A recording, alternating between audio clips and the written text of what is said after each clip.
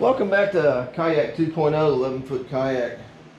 I want a rod holder, and I didn't put a bulkhead across here, to put the rod holders in. I don't want to have any water, penetrating past my skin of the boat. So I decided to go with, I got one of these plugs, and I took a toilet bowl flange bolt. Right there you can see, and you should be able to see in there how I epoxied the nut in there. So these are the parts,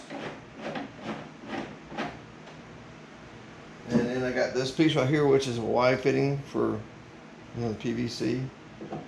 Put it on like this. Now I have screws for here so I can take it apart later, but this part right here is just a piece of the pipe that I cut short so it fits right in here, and that'll get glued in. Alright, then you got this one male fitting here, and then I got a female fitting, which is basically was that slip fit on one side and then the threaded on the other side. Now I cut off that part, so this will go in here, goes in there just like that, and you'll glue that together. I'll turn it to you. Then this piece was the part I cut off the other.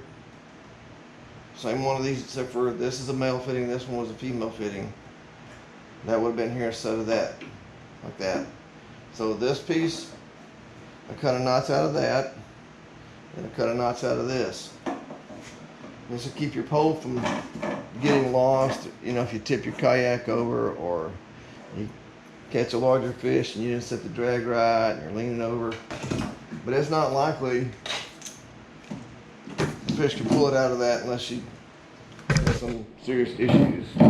Could, but maybe not.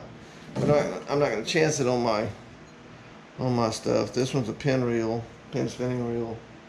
Most of mine are Shimano, and I like my stuff. That's why I bought this particular stuff. So you set it in there just like that and close that. It's not going anywhere at all. And then you can move it about because it's the thread and the nut in there.